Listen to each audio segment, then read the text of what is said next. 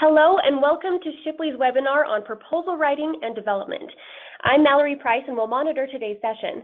Joining me are Kelson Forsgren, Director of Program Development, Eric Gregory, Senior Vice President of Business Winning, Daryl Jones, Senior Vice President of Business Development, and Heather Ruth, Head of Marketing. If you have questions during the webinar, please type them into the Questions tab on your control panel. We will get to as many as we can. Kelson, we'll turn the time to you. All right, thank you, Mallory, and thanks for joining us today. We appreciate having you folks attending and the other folks that are participating as panelists as part of our webinar today. So we're looking at continuing our Back to Basics webinar series for 2017. We're looking at, in particular, about a fun title called So You Think You Can Write. We'll be talking about some proposal writing activities as part of our presentation today, and we hope to also weave in answers to some of the questions that some of you have already submitted prior to the webinar and others that you may submit during the webinar.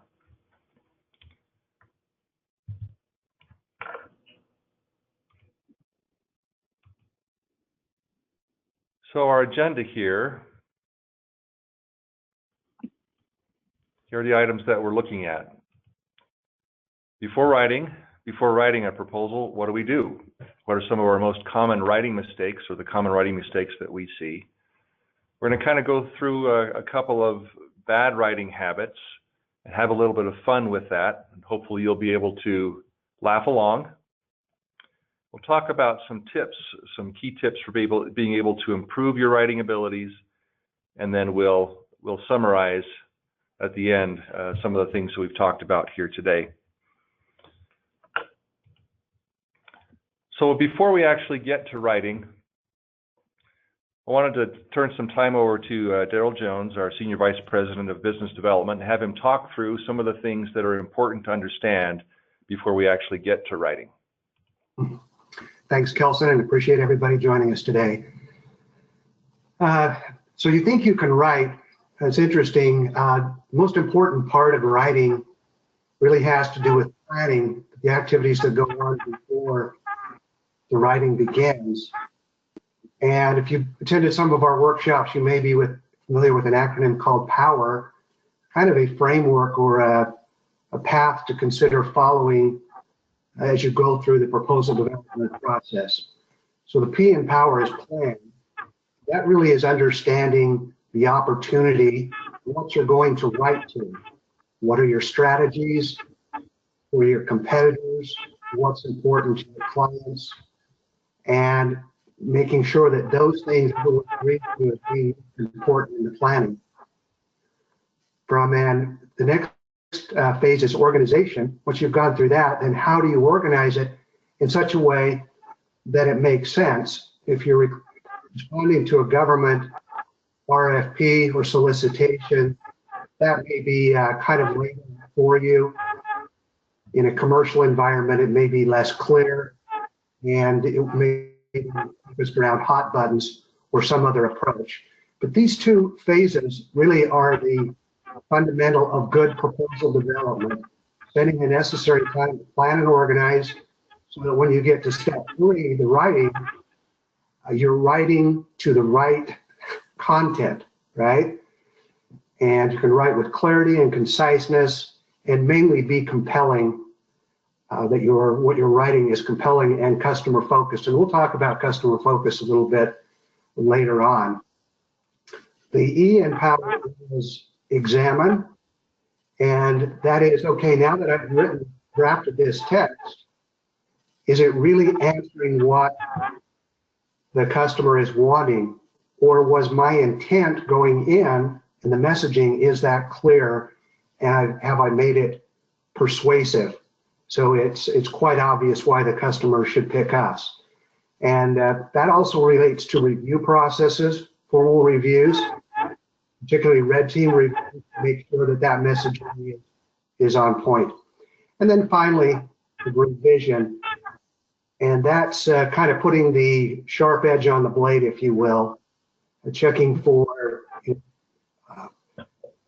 correctness of usage, grammar, punctuation, reducing wordiness, some of the things that we'll talk about a little bit later in this webinar. So the main message here, in terms of the POWER acronym, is if you will do your planning and organizing and allot time for that, you're really going to save yourself a lot of pain and agony later on in the proposal writing process. Great, thanks, Daryl. There are a couple of questions that were submitted prior to the session that kind of relate to this. Some of them have included, when do you start writing your proposal? Would you start before you receive a request for proposal and try to avoid the crunch? And then another one said, what tools or templates do you use to help your proposal writers? Would you address a couple of those things as part of this? Sure. The first one, I'm sorry, Kelson, related to when do you start writing a proposal? Yeah. Okay. So again, I think we think about writing more broadly from the planning and organizing standpoint as well. And with as much lead time as you have, you should definitely begin your planning and organizing. And you can do that based on your understanding of what you think the opportunity is, what the key issues are for the customer that you're going to try to solve, what your solution is going to be. In terms of the actual writing itself, that, mileage varies there. It just depends on the timeline that you have to respond once the final RFP is in. But certainly the planning and organizing is an activity that can be done as early as possible. Right. Okay, great. Thank you. And with regard to tools and templates, there are some tools that Shipley uses and has as well to help proposal managers and writers begin to frame that content, and tools to help with the planning and the organizing before getting to the writing. And there are some good guidance with regard to that that will prevent just having someone stare at a blank sheet of paper to try to move forward, or as often sometimes we do, you start with a boilerplate or a previous proposal and try to go and modify. So there are better ways to be able to make sure that the effort going forward on a specific proposal is directed at that customer, at that opportunity, without necessarily starting from scratch or from zero, or even customizing another proposal. All right. Thanks, Daryl. Any wrap up on that you want to highlight? No, that's good, Kelson. Thank you. All right, thanks. So let's step into 7 most common writing mistakes that we see. Just a list here. The first one is trying to impress the reader. Sometimes we try to do that with flowery jargon, or as one question was, what do you think about gushing superlatives? Sometimes we use language that we think will be more give a greater impression of our company, and sometimes we're confusing the message. Another one is misusing punctuation. There are some things that it's critical for, because missing something as far as punctuation is concerned can change the meaning. We'll kind of talk a little bit about that and give an interesting, fun example. Another common mistake is relying too much on technology. That's partly because not everybody in the world can write perfectly. And there's some people that have difficult time framing their thoughts. But if we have great technology to be able to help us, but there are some times that we can rely too much on that, and it can cause problems down the road. Using cliches as part of our writing. This is something to watch out for. We'll talk through a couple of examples with that. Another mistake is focusing on us instead of on the customer. When everything is about us and what we can do and who we are, la la la la, then the customer is wondering, well, what about me? Aren't you proposing something to me? We also tend to fall into bad writing habits, and we're going to go through a fun example of some different poor writing habits that we can correct.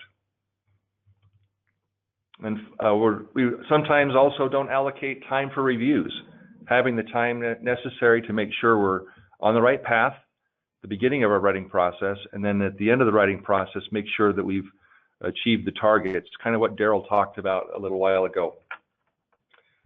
So here are the 7 things that we'll step through now about the most common writing mistakes.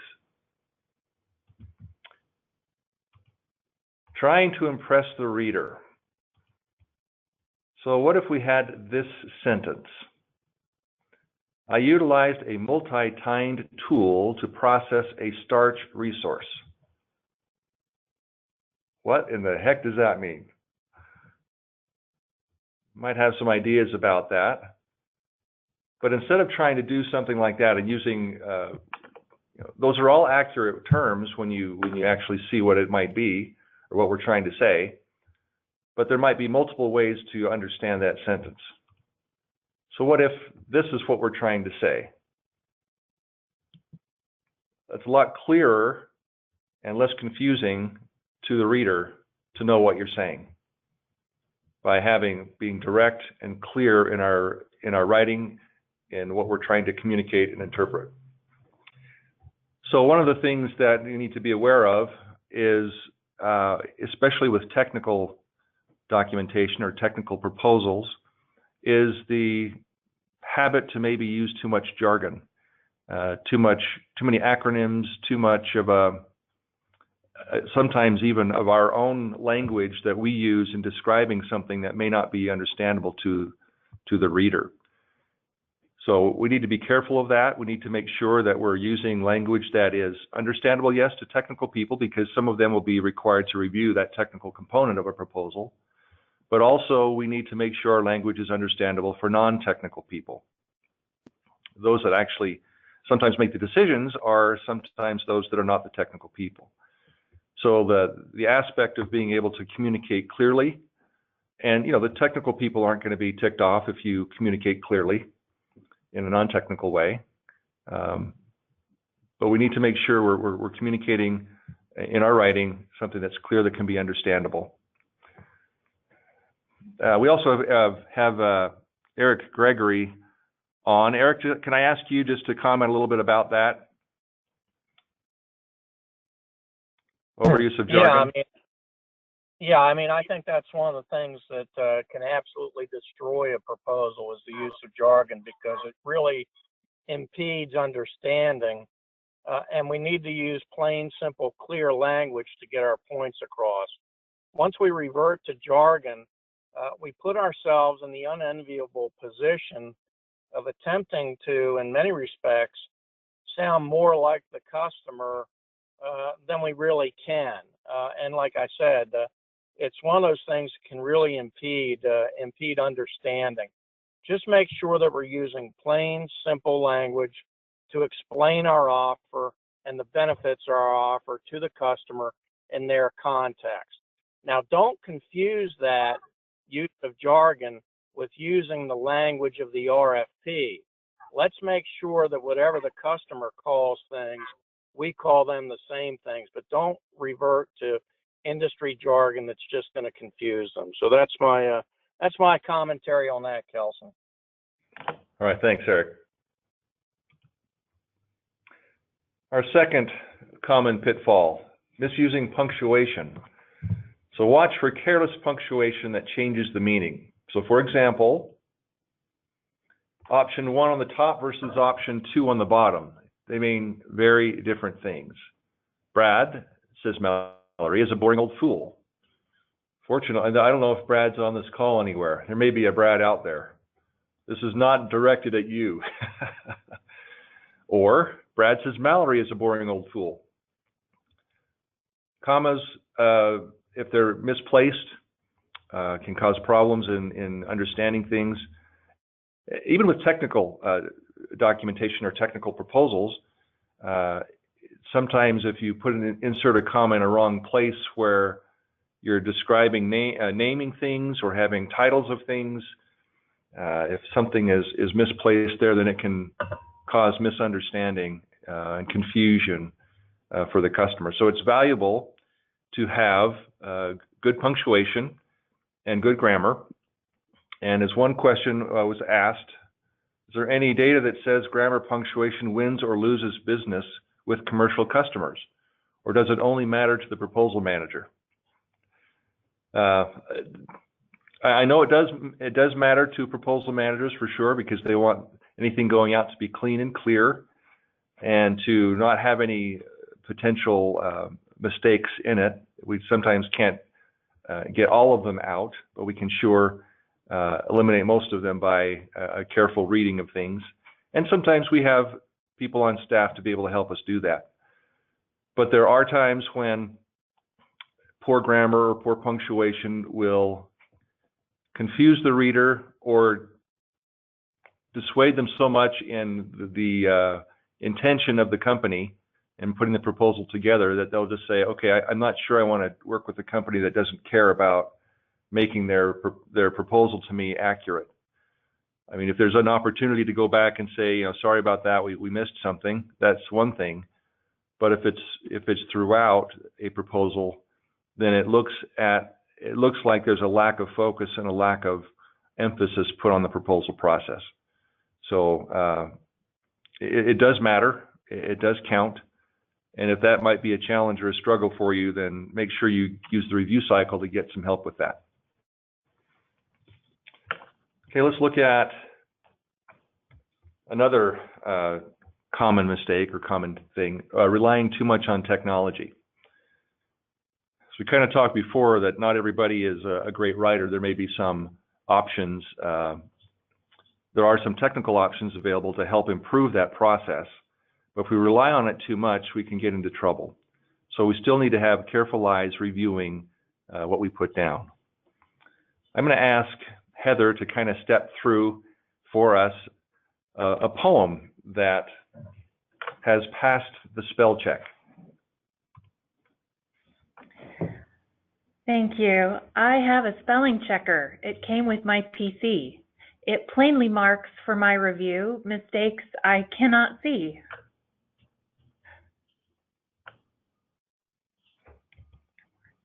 I strike a key and type a word and wait for it to say whether I am wrong or right. It shows me straight away. Yeah, love it.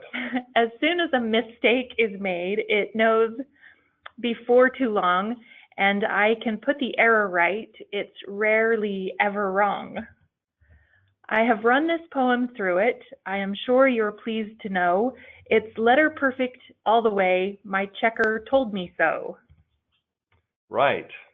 So a fun little thing to be able to help us realize that sometimes, even with grammar suggestions and corrections that may be available in word processing packages, it still is important for us to be able to read things, make sure they're saying the right things that we want them to say, using the right words. And again, if that doesn't come easy to you, and we encourage you, of course, to use a review process, especially getting other people to look at it, because reviewing your own stuff isn't as effective. Okay, let's head down to another fun one here. A common thing that we do is use cliches in writing. We take cliches are often things that have worked sometime in the past as being unique, as a unique statement or something like that, but now are overused and sometimes indiscriminately used, and they become tedious sometimes when we see them, but also when the reader sees them. And in a proposal, we definitely don't want to make it tedious for our reviewer in our proposal. We want to keep them engaged and keep them focused on what we're trying to do and not cause any eye-rolling moments. So let's step through a couple of these cliches that you may hear or see. Raising the bar. You know, at some point that was viable. I'm not sure how many years ago necessarily, but that has become an overused term. So be careful in using something like that. Team player. That rolls off the tongue and seems to be so easy, but maybe that might be something to not include in a proposal. Paradigm shift. Some other terms. Best of breed. That cliche right there makes me think, are we dogs or cats or something like that? Let's be careful of how we use things. Now, you probably have seen this a lot, and maybe you're someone that has used this a lot. We are pleased to propose on such and such an opportunity. We include that in a cover letter or something like that to our client or our customer. Well, that may be nice, but they may not care.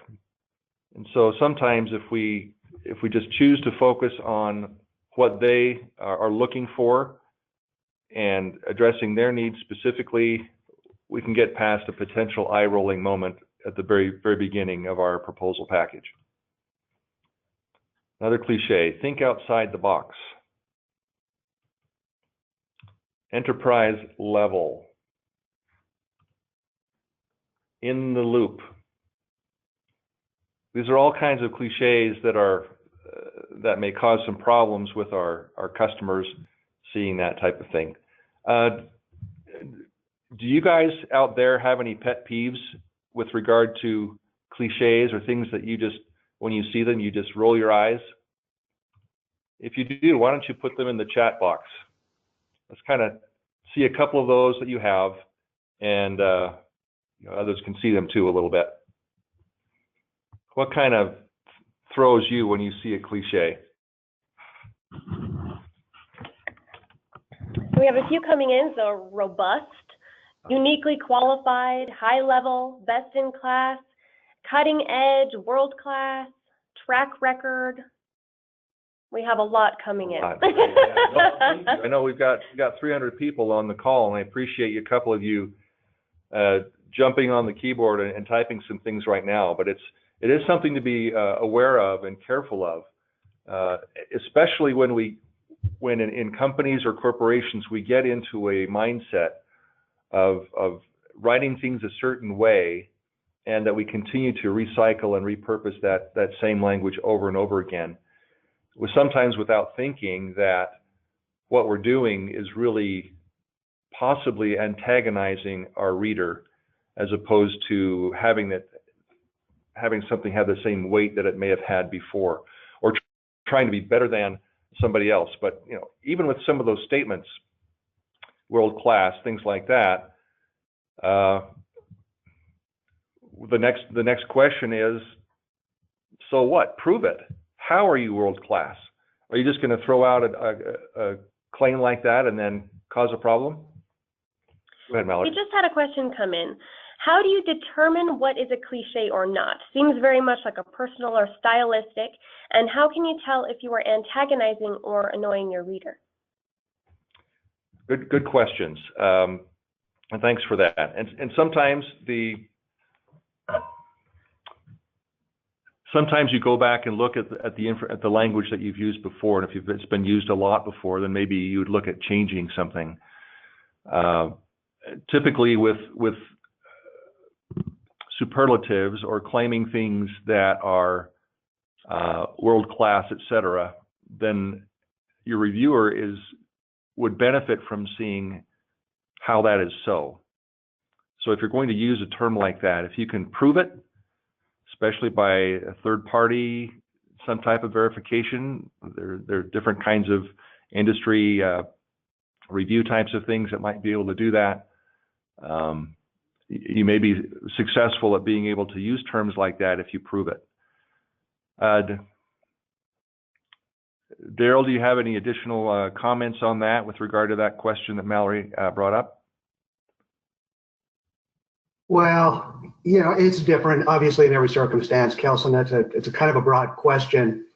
But I think what you need to do is you get deeper into the final revision of the proposal section or the proposal itself, look at the language and say, is this really the best way for me to state what I'm trying to communicate here?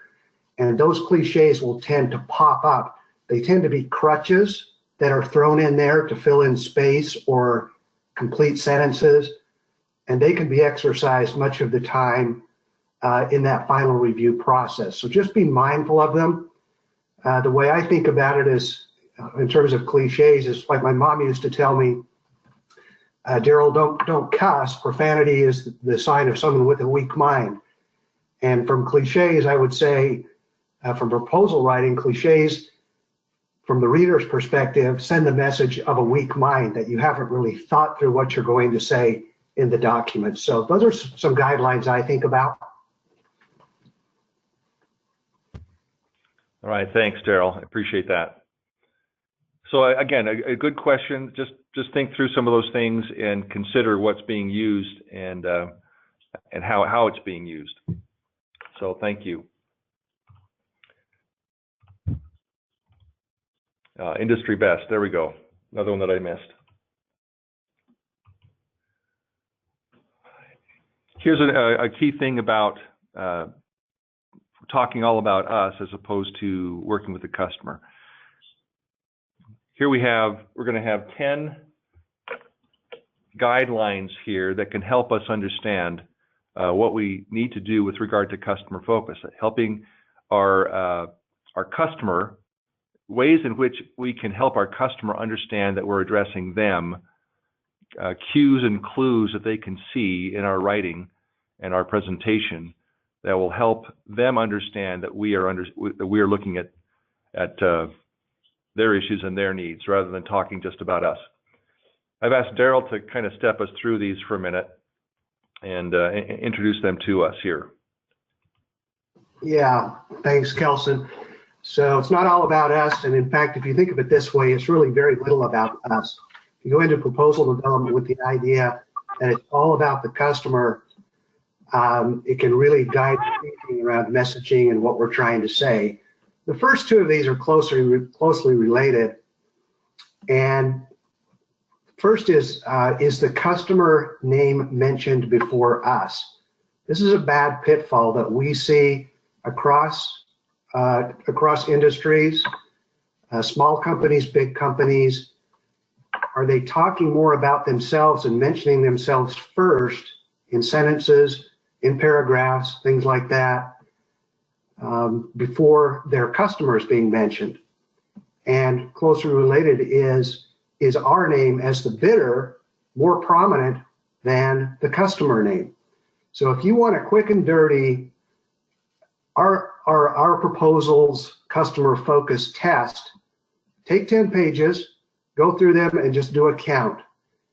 See how many times your customer is mentioned in the 10 pages and how many times they are mentioned before your company in those 10 pages. And that can be very telling. So that shift alone can make a big difference in customer focus. Item 3 is the customer's buying vision spelled out, right? You need to make it clear that you understand what their objectives are for this buy.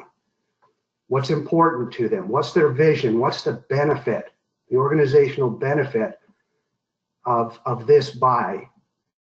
And then closely related to that, on item 4, have you specifically linked your solution to those issues, that customer buying vision? Item 5 is, have you identified your customer's hot buttons and are they prioritized? Hot buttons are issues that the client has, problems they're trying to solve, or motivators, benefits that they're trying to gain from buying the solution. And they should be prioritized in order of importance. You'll find if you have 5 hot buttons, probably 75% of what's really most important to the customer is in the top couple of hot buttons, so they should be prioritized along that line. And have you, when possible, assigned explicit ownership? Example, if your proposal says customer X wants to increase revenue, and that is the hot button, that's fine. That may very well be a hot button, but it can become much stronger by saying something like, the president of XYZ company in last week's annual report indicated that a 10% revenue growth is her main priority for the coming year. that assigns ownership to that hot button and makes it a lot more powerful. Next item on customer focus is proof statements. Kelson talked about this. If you're going to claim something, prove it.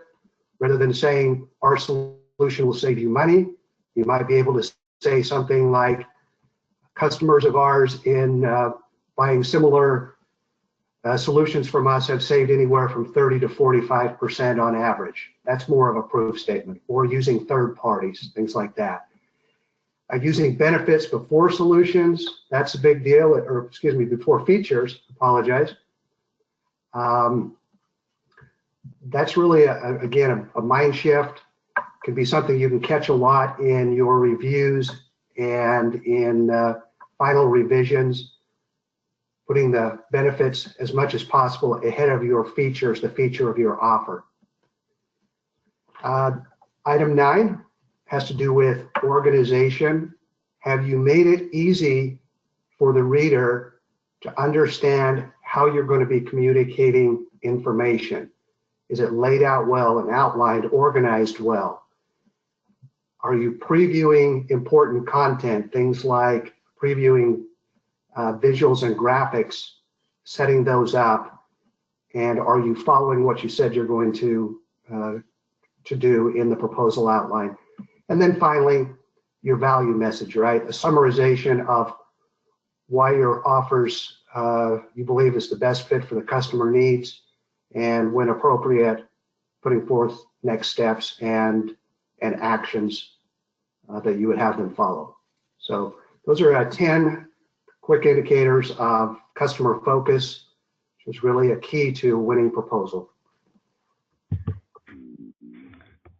Thanks. Thanks, Daryl. It kind of even shows that since we can sometimes surprise customers by doing things this way because they're so accustomed to seeing things done the other way, where it's all about the company that's bidding. We do this, we do that, we do the other thing. Opportunities for us to shine that way. Eric, there are a couple questions that came in with regard to some customer focus activities. For example, with regard in particular to differentiation, what information does the reader of a proposal most commonly use to differentiate the best proposal from the second best? And a related one is clients often ask for differentiators. How do you determine truly unique differentiators versus comparative differentiators? Could you address those for us, please? Well, one thing, you know, this kind of addresses both aspects. Number one is that if we really want to have differentiators and we really want to discriminate ourselves, we have to do that by ensuring that we address issues that have significant value to the customer. If we aren't addressing those things that have value to the customer in the customer's context, then we're going to have a problem in terms of getting a high score, because that's one of the things they're going to focus on, value to them, and who's going to deliver the best value in terms of the offer as far as solving their particular problem. So we've got to get focused on that. And if we've not done effective customer analysis, we are not going to know what they value. Back to Daryl's thing on customer focus. You know, one of the key elements of customer focus is making sure that we understand what they believe is value in their context. So get focused on that real fast. There's not going to be very many things. There may be 4, there may be 5 really critical value points in a particular procurement. And they usually don't hide those particularly well. They usually try to be very explicit about that. But in that customer analysis portion of the competition, we really need to make sure we understand that it's correlated well, and our solution focuses on that. So that's how you're going to get first versus second. The corollary with that, you know, in terms of a DoD proposal, if you look at the latest DoD source selection memorandum, what they are interested in is significant strengths and strengths. But again, that's the language of value. So make sure that we understand what they are going to perceive as significant strengths and strengths and then look at that. Now, when it comes to differentiators or discriminators, whether they're comparative or unique, hey, unique and important to the customer is always going to be really good. So we want to strive for that wherever we can.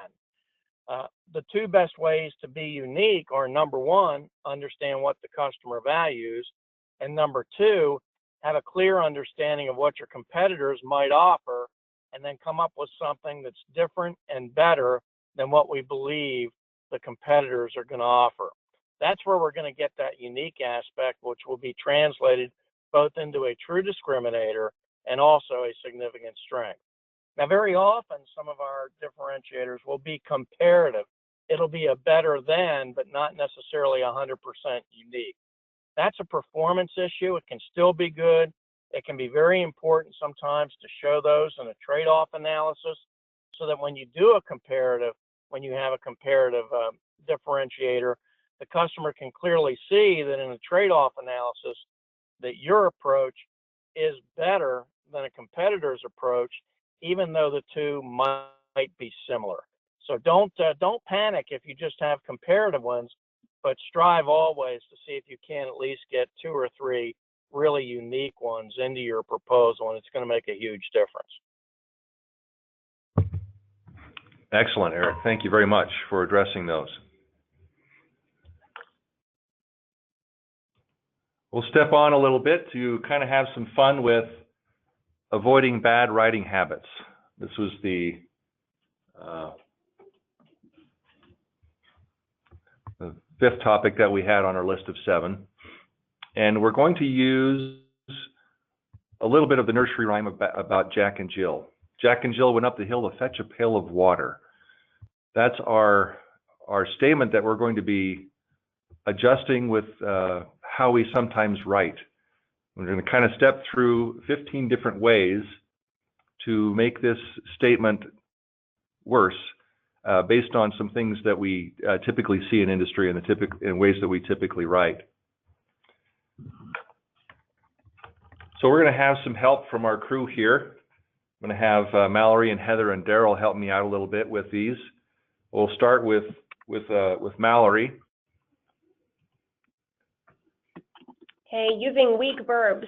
Jack and Jill went up the hill to get a pail of water. Nothing really highlighting that.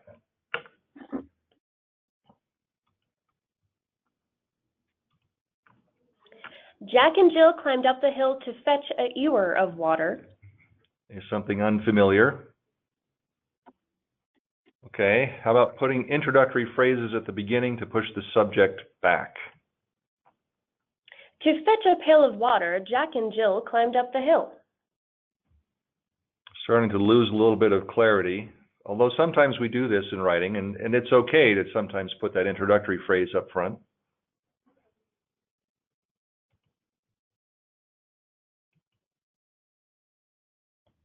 How about putting the action at the end of the sentence? Jack and Jill, to fetch a pail of water, climbed up the hill. Okay, how about keeping modifiers as far as possible from the words they modify? Jack and Jill climbed to fetch a pail of water up the hill. Now notice, if you were just looking at that without the verbal pauses that Heather made, you might have to go back and read that again. How about using passive voice? The hill was climbed by Jack and Jill so that a pail of water could be fetched. Less and less clear. Daryl, you're up. Putting the doer at the end of the sentence. To fetch a pail of water, the hill was climbed by Jack and Jill. All right. We often see that. How about false subjects? We'll talk about this a little bit later as well. It was Jack and Jill that climbed up the hill to fetch a pail of water. That's a common saying and when we're speaking, and it often is translated into writing. How about piling on the gobbledygook? Yep. Jack and Jill ascended the acclivity to retrieve a vessel of Adam's ale. Can anybody recognize it's the Jack and Jill poem anymore? Okay, back to Mallory again, turning verbs into nouns. Jack and Jill did the hill climb for purpose of water retrieval. What about unnecessary technical jargon? Jack and Jill traversed the gradient to fetch an alembic vessel of H2O. Now, did that make it any better? More usable to the reader? How about other wordy phrases? Jack, in the company of Jill, climbed their way up the hill for the purpose of fetching water in the approximate amount of a pail's full. Now again, Mallory's been using voice to be able to help explain things a little bit better, but you can kind of see how that's just painful to try to read through compared to the original sentence. Okay, Heather. Using multiple redundant words. Both Jack and Jill climbed all the way up to the top of the hill's summit to fetch a pail filled to its capacity with water. I think we're in a third grade or some other type of grade writing class and we're trying to fill the page. Okay, here are some cliches. Jack and Jill, who need no introduction, climbed up the hill by leaps and bounds to fetch through their good offices a pail of water by hook or by crook. Obviously, you wouldn't use some of these terms in your proposal, but you can see that it may really obscure the message. How about stringing lots of nouns together to form the subject?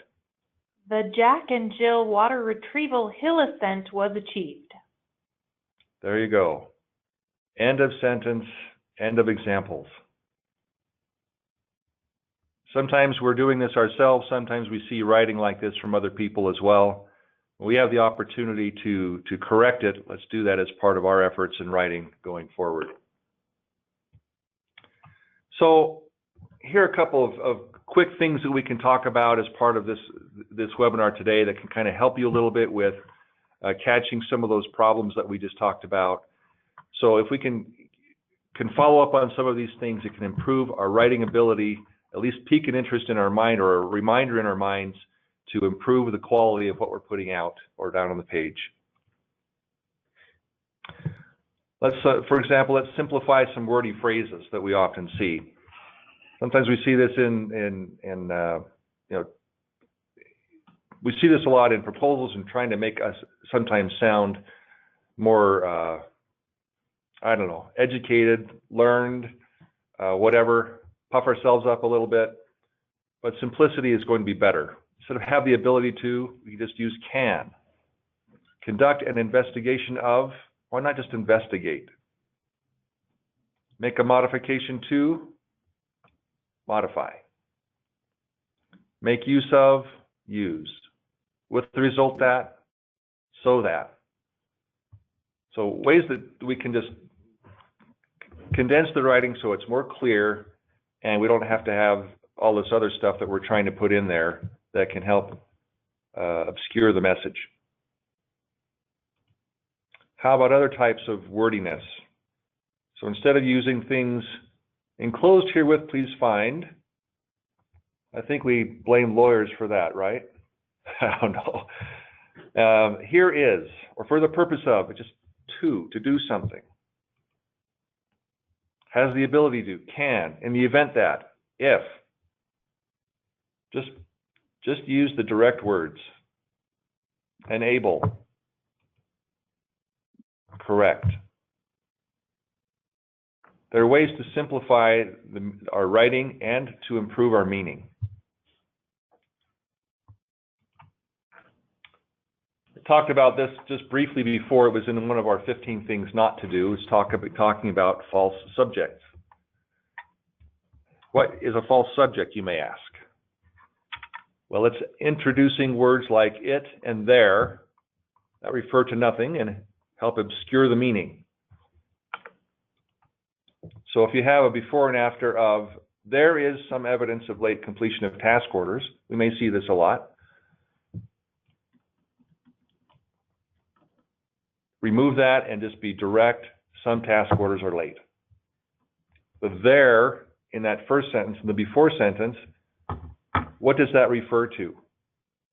There's nothing prior to, as I used there is, prior to this statement that would let us know what there is. You can see also that it reduces your word count.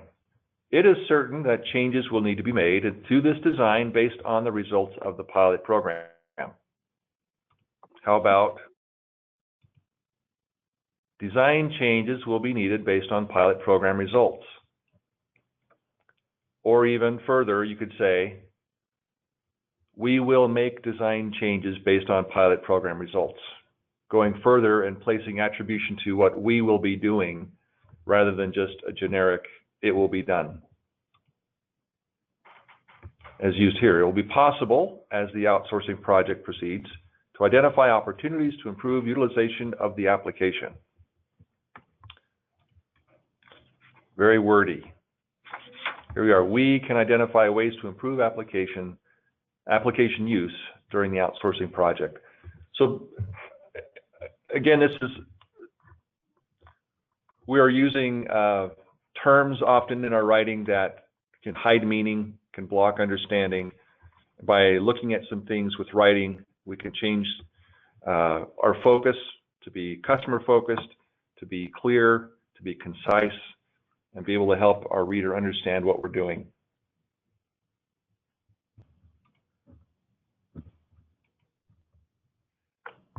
The last one of our 7 writing mistakes is not allowing enough time for reviews. I've asked Daryl to walk us through a little bit about reviews, maybe talking a little bit about this graphic as a notional graphic, but overall how we can use reviews to improve the quality of our writing. Yeah, Kelson. So as we started the webinar, we introduced the POWER acronym, which you'll see represented here above the colored line: planning and organizing, writing, examining, and revising. This really is a rule of thumb, right? We know situations are very different, vary a lot from companies that are pursuing state or government business compared to many commercial organizations that may have very little time once an RFP is received, or may not even be responding to an RFP. It may just be based on intelligence of the sales organization. But the point here really is that the fundamentals, the best practice, remain the same. Regardless of how much time you have or do not have, you still need to allocate some time for planning and organizing. Let's just say roughly 25%. So if you have 4 days, you probably ought to spend your first day really making sure that you have planned and organized correctly. Maybe it's a couple of days for writing, and then the last day to do the examining and the revising. And along the way, reviews are critical with this. When possible, you should have the planning and organizing activity go through a review process, hopefully a formal review. It's often referred to as a pink team in the government world, but it may be something like peer review, or having your boss look at your plan to write before you go and write. And then the proposal review, red team, often referred to as red team, after the first draft of the proposal. Remember, first draft does not equal final product. Same thing, if you're in a small proposal organization, there are just maybe 2 or 3 of you doing most of the writing. Even a peer review to say, hey, can you take a look at this? We all know we get too close to a document, we can't even find our own mistakes anymore. So peer review is critical, and time, or some sort of review, and allowing time for that really is best practice in any sort of proposal environment. Great, thank you, Daryl. There's also a question that came in with regard to this. How much of a reviewer's process is focused on proposal content versus grammatical mistakes? At least, what would be best practice in this area? Eric, why don't you answer that? Given all of your years working as a head of a proposal organization, I think you'd be a great fit for that one. Well, I tend to be pretty direct in my instructions, and 100% of a reviewer's attention really should be directed towards content. That's why we have editors, is to take care of the grammatical errors. Now, if you find something that particularly offends you from a grammatical point of view, it's okay to kind of point that out, just as a reminder to folks to pay attention to detail. But 100% of a reviewer's effort should be directed towards content and creating, good high quality writing that is highly discriminating and presents the case as to why we should be selected to deliver that service or product to the customer. So that's my opinion. And basically, if I found reviewers who focus way too much on things like grammar, they just never got invited to do another review.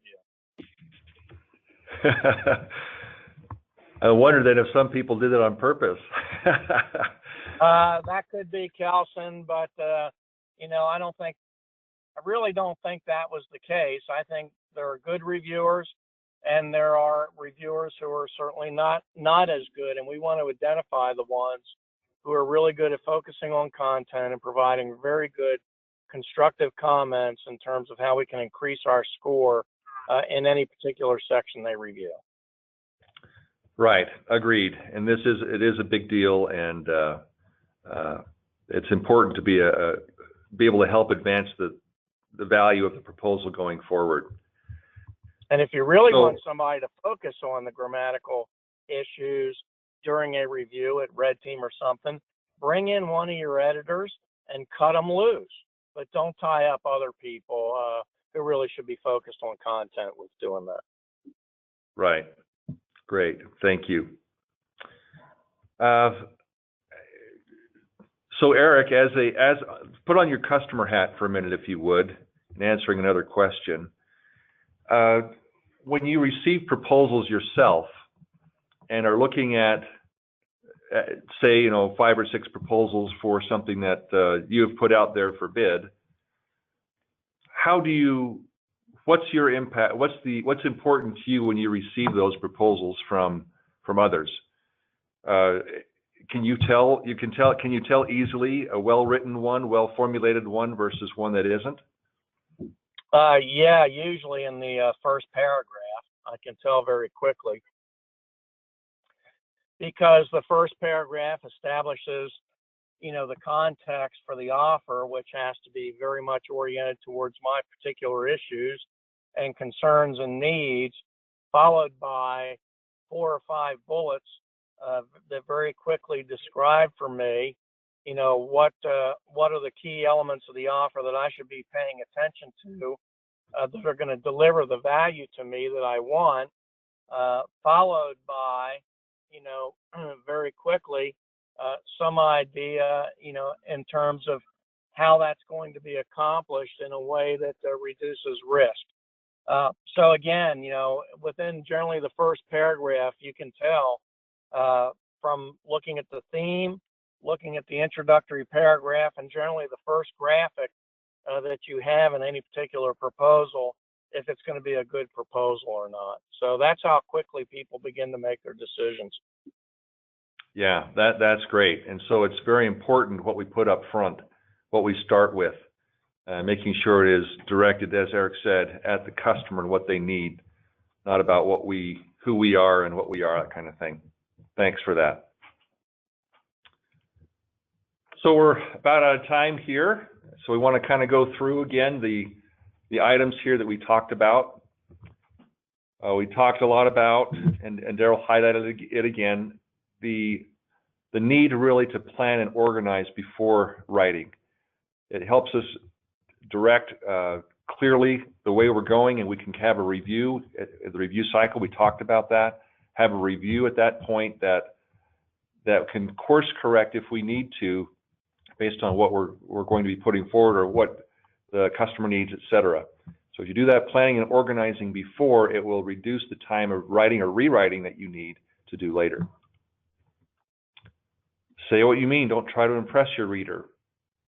Make sure you're clear in your language with them. Now, there was a question that did come up with regard to cliches, for example.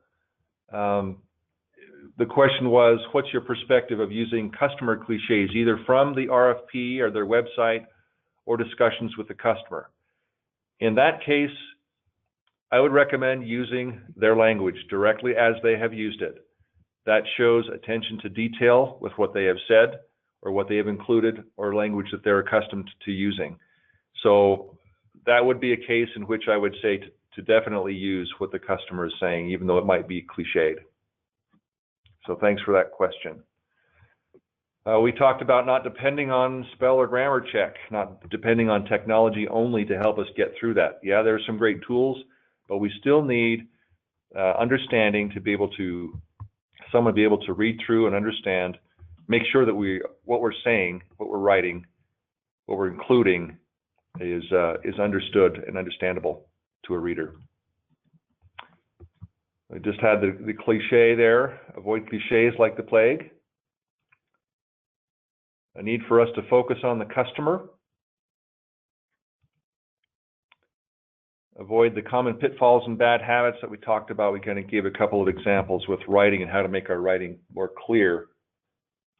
And then allowing time for reviews to help us shape our message better, make sure we identify issues and problems and be able to succeed, have a clear, concise, correct, and compelling proposal to submit to our customer. One of the other questions, or one of the other comments that came up with regard to our discussion about improperly used commas was a good point, and I appreciate whoever brought this up. With regard to grammar and punctuation types of things, if you're not clear on doing those and having it be accurate, then it shows a sloppy disregard, and I'm quoting here, sloppy disregard for grammar in general that can convey a badly stated argument. And it's something that your customer will notice and can cause doubt to come into their mind with regard to the quality of the services that you might provide, again, based on the quality of the proposal that you are submitting. We thank you for joining us today. We thank also Eric and Daryl for participating and sharing insights with us and talking through a couple of these things here as part of the So You Think You Can Write, proposal writing and development. And please feel free to reach out to us and in comments or otherwise regarding other questions or things that you may have. We look forward to seeing you on our next webinar, which will be in November. And thank you very much for your participation. Have a great day and hope to see you back again soon.